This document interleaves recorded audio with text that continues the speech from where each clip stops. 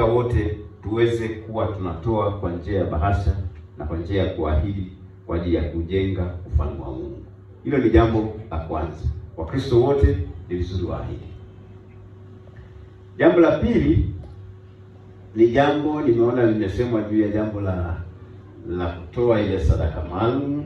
Ni vizuri. Ni msaidizi wa askofu wa kanisa la Kiinjili la Kilutheri Tanzania KKKT Diocese ya Iringa, Mchungaji Askari Mgeyekwa, akiweka mkazo wa kuhakikisha kanisa linakuwa kupitia mapato yake. Ni vizuri kila mwaka tufanye mapambano ya kutosha kuhakikisha kwamba tunajenga seminari ya Ihemi.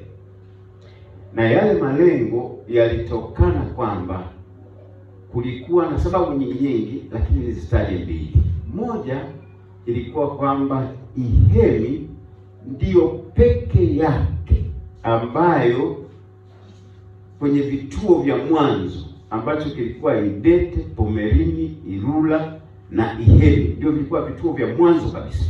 Lakini Ihemi peke yake haikuwa na chochote.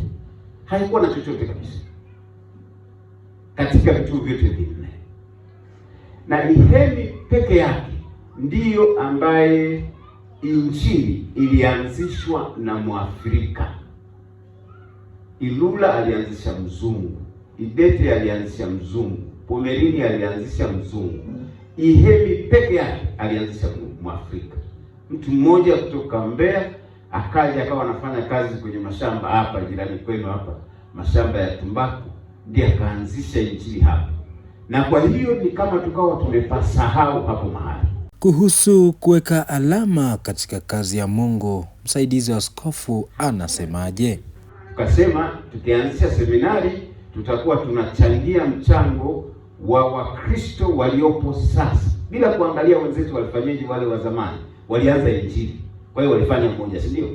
Sisi tufanye katika kizazi hiki, tuanzishe shule ambayo ni mkazo mzima wa injili. Tunafahamu kuwa ardhi ni rasilimali nyeti sana ndani ya kanisa, na hapa CPA Eslon Nziku anasemaje kuhusu rasilimali hiyo na sadaka maalum? Kile nimesikiliza, naona mnafanya mambo makubwa kweli. Hasa nimenigusa ile ya kurathimisha ardhi zetu, ardhi. Kwa kweli sehemu nyingi na sharika nyingi hilo jambo ni kama bado. Lakini hapa kwamba mmeendelea kurasimisha, nimeona kama ni hatua kubwa. Kwa nikupongeza sana mchungaji na watendakazi wote wa usharika huu.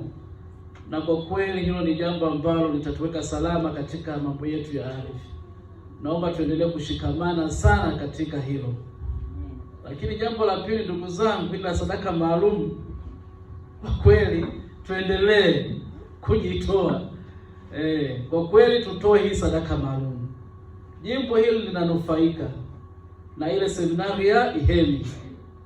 Na pale seminari Ihemi, kama nilivyosema mkuu wa jimbo, panakuwa sana. Sasa hivi tunajenga lile hall, lile ukumbi ule unajengwa, lakini kuna mdau pia ambaye ametuunga mkono, ametoa milioni kama 72 kwa ajili ya kufanikisha ule ukumbi. Lakini hiyo ni mchango wake, lakini na sisi tuna sehemu yetu ya kukamilisha ukumbi, ikiwemo sadaka maalum uweze kutenda kazi mahali pale. Kwa naomba hii sadaka maalum, ndugu zangu, tutoe. Naye kaimu mkuu wa jimbo la Kusini Magharibi, Mchungaji Simon Chodota, anaweka mkazo kuhusu namna ya kutimiza ahadi hizo, huku kiongozi wa usharika huo, Mchungaji Lightness Nyenza, akiahidi kufanyia kazi maagizo hayo. Baadhi ahadi tuzikumbuke na tuzisimamie, tuzitekeleze kwa uaminifu. Bwana Yesu asifiwe. Amen. Na tusisi kila mmoja awe mhamasishaji kuhakikisha kwamba kila mmoja hata kile ulichotoa hatukitoa zaidi. Inawezekana siku ile uliamua kuahidi vile, lakini moyo ukusukume utoe zaidi. Na uhamasishe na wengine hata asio washirika wa kanisa hili. Ninyi mna mahusiano mazuri, tumeona jana mna mahusiano mazuri na wenzetu wa makanisa mengine jirani, na nimeambiwa kwamba wamekuwa wakituchangia na sisi tumeendelea kuwachangia. Basi hata swala la kitega uchumi basi tuwashirikishe kwa upendo wao, nao wanaweza kutuunga mkono. Mbarikiwe sana.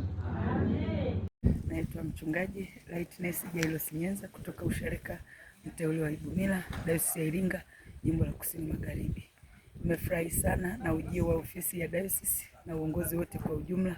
Kwanza tunamshukuru Baba Askofu kwa ajili ya mawazo mazuri ya kitega uchumi cha Dayosisi yetu ya Iringa. Washarika tumelipokea, nikianza na mimi mwenyewe mchungaji nimeahidi, lakini pia na viongozi wangu wote na washarika walipopokea tu hii taarifa wamehamasika na kila mmoja ameahidi kwa ajili ya kuona ni kwa namna gani anashiriki zoezi hilo.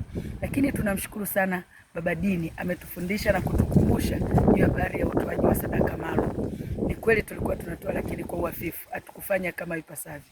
Leo ni kama tumekata shauri kurudi kwa Yesu, kuanza kufanya kwa upya pamoja na ahadi katika bahasha zetu. Kwa hiyo tunaahidi kwamba tumepokea na tutaahidi, lakini pia tutaendelea kutoa sadaka maalum kwa ufanisi zaidi. Asanteni sana, Mungu awabariki.